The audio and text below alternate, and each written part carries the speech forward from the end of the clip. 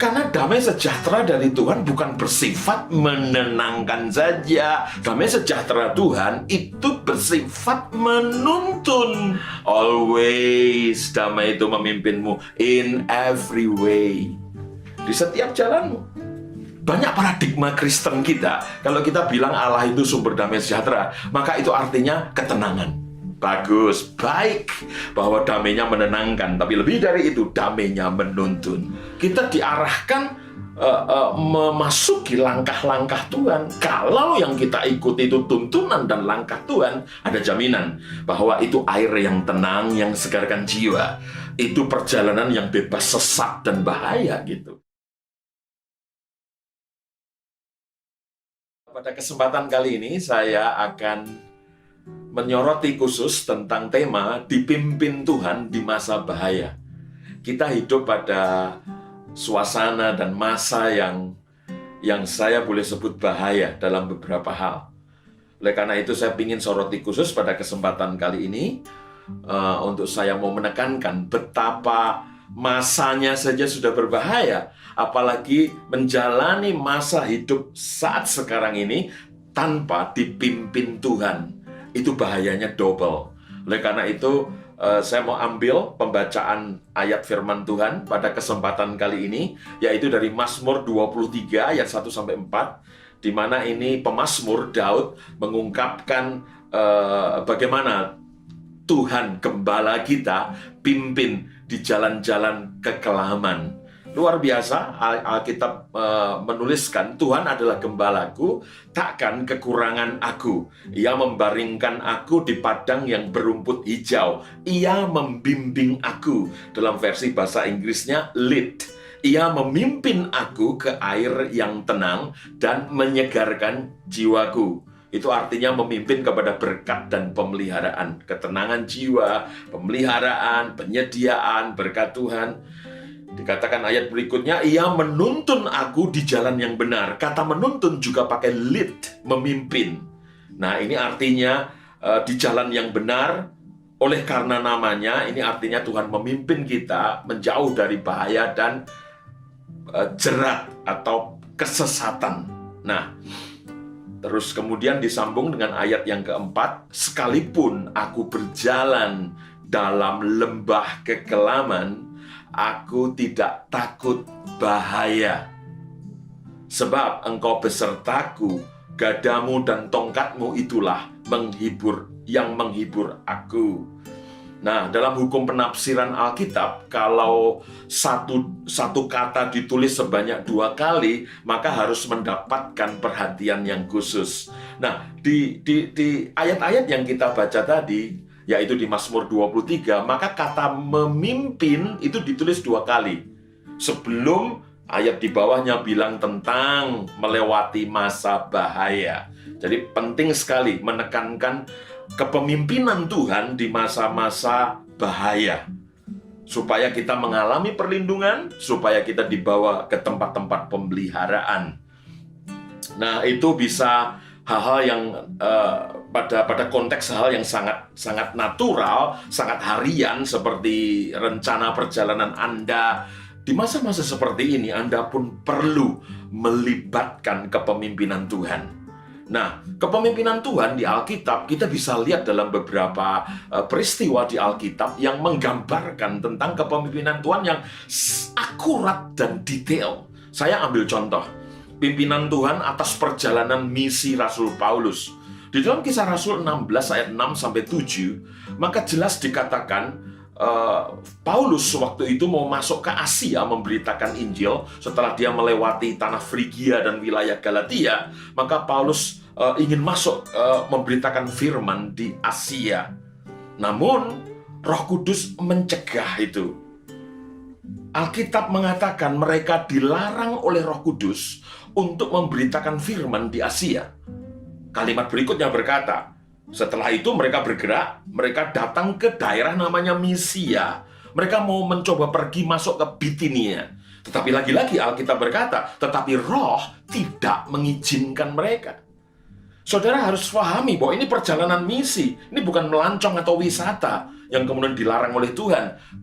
Ini bukan perjalanan ke tempat-tempat yang tidak bermanfaat. Ini perjalanan misi.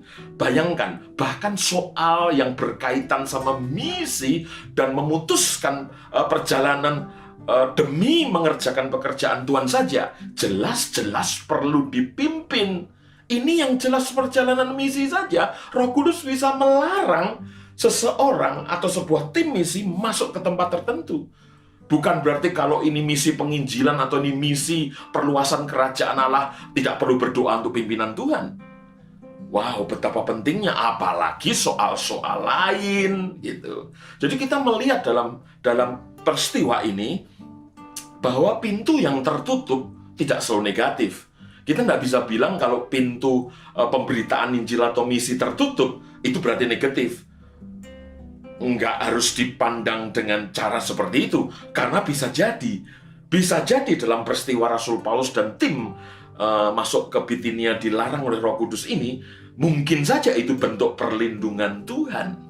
Kalau Tuhan nggak memimpin, bagaimana kita bisa tahu hal-hal yang nampaknya positif ternyata negatif, hal yang nampaknya negatif ternyata disorong Tuhan sebagai hal positif? Bagaimana kita tahu? Kita perlu dipimpin Tuhan yang maha tahu, yang udah jelas tahu masa depan kita. Bahkan Tuhan sudah ada di masa depan kita. Kita perlu dipimpin oleh Dia. Nah, saudara-saudara, kita seringkali begitu mahir merencanakan kegiatan kita, menjadwalkan aktivitas kita. Kita sangat mahir. Kita sibuk menjadwalkan aktivitas kita, tapi tidak memberi ruang bagi Tuhan untuk kemudian Tuhan menerima kesempatan, campur tangan, dan membimbing kita untuk kita berada di tempat yang tepat. Di tempat yang tepat, di waktu yang tepat, bersama orang yang tepat, di konteks yang tepat. Itulah yang orang Yahudi sebut karah. Karah itu adalah bentuk berkat dari Tuhan atau bentuk pimpinan Tuhan yang mampu membuat kita mengalami kejadian yang tepat. Istilah orang Yahudi adalah karah.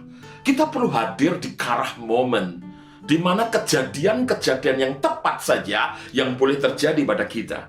Ketahuilah, kita tidak bisa merancang, kita bisa hadir di tempat tepat, di waktu tepat, dengan konteks dan orang yang tepat. Tidak mampu kita. Siapa yang bisa mengetahui tentang akurasi ketepatan kita di dalam soal waktu dan ruang? Tidak ada. Itulah kedaulatan Tuhan yang mampu membuat kita mengalami momen-momen karah.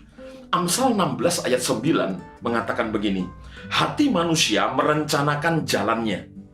Dalam bahasa Inggris dikatakan memikir-mikir jalannya, tetapi Tuhan mengarahkan langkahnya. Anda boleh mikir-mikir jalan saudara, saudara boleh merencanakan perjalanan Anda, tapi ingatlah, Tuhan mengarahkan langkahnya, direct His steps. Jadi langkah-langkah Tuhan, kita diarahkan memasuki langkah-langkah Tuhan. Kalau yang kita ikuti itu tuntunan dan langkah Tuhan, ada jaminan bahwa itu air yang tenang, yang segarkan jiwa. Itu perjalanan yang bebas sesat dan bahaya gitu. Kalaupun kita mengalami bahaya, kita terlindungi di tengah-tengah situasi bahaya. Nah, izinkan Tuhan mengarahkan kita. Nah, saudara-saudara, dipimpin Tuhan, Roh Tuhan, itu bukan sesuatu yang rumit mestinya. Ketika Anda berjalan dekat dengan Tuhan, ketika hubungan Anda dengan Tuhan mengalami keintiman, maka cara Tuhan yang supernatural memimpin kita, itu akan menjadi hal yang natural. Kerjakanlah semua, hidupilah semua yang supernatural secara natural. Nanti lama-lama perkara-perkara natural, karena kita terlatih, maka semua akan menjadi natural. Awalnya kita susah belajar bagaimana mengikuti pimpinan Tuhan, karena itu sesuatu yang supernatural. Tapi lambat laun kau akan mengalami, itu hal yang natural gitu. Nah, kembali ke Mazmur 23, maka kita bisa melihat Tuhan memimpin kita. Dan kita lihat Daud berkata di Mazmur 23 tadi, sekalipun aku berjalan dalam lembah kekelaman, aku tidak takut bahaya. Nah, kita mau lihat sedikit tentang lembah kekelaman. Sebenarnya tepatnya dikatakan kalau kau tinjau dalam bahasa Inggris atau bahasa aslinya, sebenarnya lebih tepat lembah bayang-bayang kematian. Bukan lembah kekelaman, lebih ke bayang-bayang kematian. Wow, artinya tuh satu situasi di mana kau tinggal satu langkah lagi menuju kematian. Nah, kata Ibrani untuk lembah bayang-bayang kematian ini salmawet ditulisnya. Salmawet itu kegelapan. Nah, apakah begitu kenyataannya? Kalau Anda pergi ke Yerusalem dan dari Yerusalem Anda menyusuri perjalanan ke Yeriko, maka Anda pasti lewat yang namanya lembah kekelaman atau salmawet, lembah kegelapan itu. Nah, itu lembah itu bentuknya mengkerucut ke bawah dan kedalamannya bisa mencapai rata-rata 240 meter ke bawah dengan dasar lembah yang gelap. Dan dasar lembah yang gelap itu hanya menerima sinar matahari kalau letak matahari persis di atas kepala kita. Bayangkan, jadi lembah itu suram sepanjang waktu. Nah, itu satu-satunya kita diterangi di salmawet itu adalah saat matahari di atas kepala kita. Dan itu bentuknya berkelok-kelok. Perjalanan menyusuri lembah itu nggak bisa diprediksi. Setiap kita berkelok, di depan sana ada bahaya apa kita nggak tahu. Benar-benar bayang-bayang kematian. Biasanya ancamannya adalah binatang liar. Biasanya ancaman yang lain rampok, begal sudah menunggu di depan kelokan, atau banjir bandang seringkali menenggelamkan semua orang yang menyusuri perjalanan itu. Relevan banget sama situasi sekarang ini. Secara ekonomi kita ada dalam bayang-bayang kematian. Secara kesehatan virus COVID-19, secara pekerjaan bisnis, semua seperti lembah kekelaman. Anda perlu saat sekarang ini Anda seperti Daud terhubung lagi kepada Gembala yang mampu dengan kuasa kepemimpinannya menolong kita menyusuri lembah bayang-bayang maut itu. Nah, di dalam perjanjian lama, Tuhan memimpin kebanyakan dari luar, lewat malaikat kah, lewat tanda-tanda kah. Tapi dalam perjanjian baru, ada yang disebut internal guidance system, sebuah sistem tuntunan dari dalam, bukan external guidance system.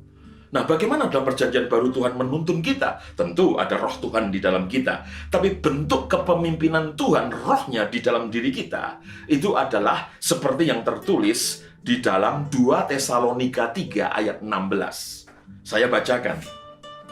Dan ia, Tuhan damai sejahtera. Dalam bahasa Inggrisnya dikatakan Lord, the Lord of peace. Tuhan damai sejahtera. Dikatakan kiranya mengaruniakan damai sejahteranya terus menerus. Penting ini. Konstan damainya dalam segala hal. Dari kau makan, kau berdiri, kau keluar rumahmu, kau kerjakan apapun, kau meeting, kau rapat, kau memutuskan apapun, terus menerus idealnya damai sejahtera itu dalam segala hal memimpin kamu. Tuhan menyertai kamu sekalian. Anak kalimat terakhirnya dikunci dengan Tuhan menyertai kamu sekalian. The Lord be with you all. Wow. Ini dipertegas lagi bagaimana cara Tuhan memimpin. Lord of Peace itu memimpin kita pakai peace-nya, namanya aja the Lord of Peace gitu. Kolose 3 ayat 15 berkata begini, hendaklah damai sejahtera Kristus, Shalom, Airin dalam bahasa Ibrani, hendaklah damai sejahtera Kristus memerintah dalam hatimu. Wow, damainya leading, memerintah dalam hatimu. Dalam teks yang lain dikatakan damai sejahtera itu menjadi bos yang memutuskan dan memimpin dan memerintahmu. Karena itulah kamu telah dipanggil menjadi satu tubuh dan sebagainya. Yang menarik adalah Kolose 3 ayat 15 di dalam terjemahan The Passion Translation dikatakan let your heart be always guided by the peace, guided by the peace of the Anointed One. Dipimpin oleh damainya Yesus yang diurapi. Dipimpin, guided by the peace. Jadi cara Tuhan memimpin kita dalam perjanjian baru lewat His peace, gitu. Nah, Yesus bilang dalam Yohanes pasal 14, peace di sini bukan peace-nya dunia. Damainya Yesus itu bukan damai yang sama dengan dunia. Kalau damainya dunia itu style musik duniawi, kita rasa damai, kita rasa senang, kita pelesiran, kita nongkrong di pinggir pantai, kita bilang itu damai. Kita meditasi yoga, kita bilang kita bisa tenang dan damai loh. No, bukan itu. Itu damai yang tidak kekal. Itu damai yang bukan dimaksudkan. Damai yang satu ini, itu damai supernatural. Bukan damai yang kamu upayakan dengan cara natural, yang usianya paling detik, menit, atau jam. Tapi Yesus Kristus memberi damai yang dunia tidak bisa beri, kata Yesus. Nah, makin Anda terhubung dalam disiplin rohani dengan Tuhan, bangun hubungan dengan Tuhan, itu lama-lama kepemimpinan Tuhan lewat damai sejahtera, itu menjadi natural. Kepemimpinan Tuhan itu jelas supernatural. Tapi kalau kau membiasakan diri terhubung sama Tuhan, itu menjadi natural. Akhirnya kepemimpinan Dia lewat damai termanifestasi. Nah, saudara-saudara, Jehovah Shalom, Allah Sang Damai, itu tidak hanya damainya menenangkan emosimu. No. Karena damai sejahtera dari Tuhan bukan bersifat menenangkan saja, seperti obat tidur atau opium. Damai sejahtera Tuhan itu bersifat menuntun, bukan sekedar menenangkan. Banyak paradigma Kristen kita, kalau kita bilang Allah itu sumber damai sejahtera, maka itu artinya ketenangan. Bagus, baik, bahwa damainya menenangkan, tapi lebih dari itu, damainya menuntun. Nah, mungkin Anda lagi membuat beberapa keputusan di tempat kerja. Jelas Anda perlu damai sejahtera saat Anda meeting. Kadang ada gejolak di hati yang membuatmu mengatakan tidak. Ikuti itu. Kadang ada alarm di hati yang kemudian pada sekian detik damai itu Anda pertaruhkan. Anda mau keluar rumah, kadang-kadang tiba-tiba nggak sejahtera, nggak damai, tiba-tiba memberitahu Anda tidak usah keluar rumah misalnya. Ikuti saja. Anda mau bicara, sepertinya positif pembicaraanmu, tapi tiba-tiba damai di hatimu tergoncangkan. Atau Anda mau menerima tawaran bisnis, sepertinya baik dan menguntungkan. Tapi kalau damai mulai bicara di hatimu, Anda rasa ketidaktentraman mulai menggelayut di hatimu, ikutilah itu. Bicaralah dengan Yesus Sang Damai itu, maka Dia akan memimpin Anda dengan sejahteranya lagi. Jika ada damai sejahtera, ikuti keputusan itu. Tapi jika tidak ada damai dan Anda merasa harus menahan diri, menjauhlah darinya.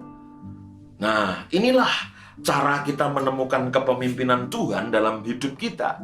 Harusnya kepemimpinan Tuhan dalam hidup kita itu simple.